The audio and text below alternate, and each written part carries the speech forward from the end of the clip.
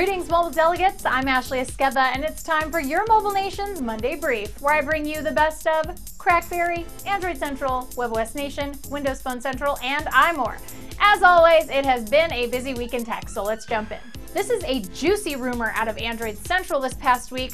I hear legions of Nexus fans clamoring for another HTC Nexus like the Nexus 1, but what if the top 5 Android OEMs got a shot at crafting a Nexus?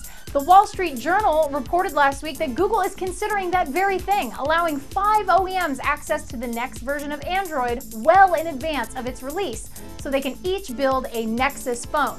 Android Central's Alex Doby wrote a stellar editorial about how that move could prove to be a game changer for people and how they think about stock Android. Vanilla would be in more consumers' hands, and Google might be able to wrestle a little control back from United States carriers. In addition, we may see updates for non-Nexus devices coming a lot quicker, since those OEMs will have the next iteration of Android well in advance of its official release. If you love Android, it is a must-read. Honestly, I think if the gang at iMore spends any more time going around and around and around on the rumor carousel, they're gonna end up sick. Renee's got a great editorial up about different possibilities when or if Apple decides to implement a larger screen for the next iPhone. What would it look like? What about Retina display? What's good and bad about each option? Won't someone think of the children? Okay, maybe not that last question, but Renee pretty much answers everything else with poise and logic. Nobody knows what the new iPhone will look like in the fall, but a wise man once told me, Apple is frustratingly hard to predict, but so obvious afterwards. I'm sure whatever Apple decides on, we'll all wonder and boggle at how we didn't see it coming and marvel at how the answer was staring us straight in the face all along. Some awesome news over at Windows Phone Central. Kantar World Panel has been keeping tabs on smartphone sales for a period of 12 weeks. And it appears Windows Phone 7 is growing their market share globally. Sales have gone from 1.9% in 2011 to 3.6% this year during the same time frame. Even better, that time frame ends a few weeks before the Nokia Lumia 900's launch, which is very likely another bump in numbers. It's not market share like Apple or Android, but it is the very first time that Windows Phone 7 has outpaced RIM with sales.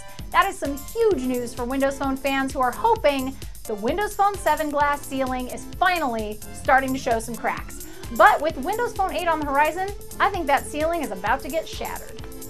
It looks like the WebOS team at Hewlett-Packard is dodging a huge bullet in the near future, as WebOSNation reported on rumors surrounding HP and a potentially huge round of layoffs. Of the 320,000 employees currently, between 10 and 20% of HP's staff may be given pink slips if the rumor mill turns out to be true.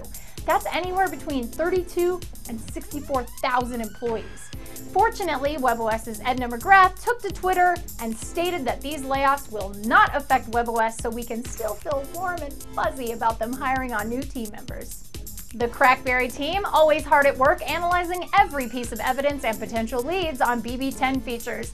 Last week, they took a look at some newly released photos showing off the home screen flow of RIM's newest OS, and they looked pretty promising. It's deeply gesture-based, playing off the same themes that we see in the BlackBerry playbook, and it looks like you can access the app tray by just swiping right. Kevin's favorite feature, though, seems to be the hooking gesture, which is swiping up from bottom right to access notifications and then left to see your unified inbox in the right-hand window. Sweet! Nobody is not excited for BlackBerry 10. That's it for your Mobile Nation's Monday Brief. You can subscribe to our YouTube channel at youtube.com/mobilenations. Check out our network of dazzling, informative, and exciting podcasts at mobilenations.com/shows, and you can follow me on Twitter at Ashley Esqueda. You can also thank Error37 for the show this week. Nations, you have been briefed.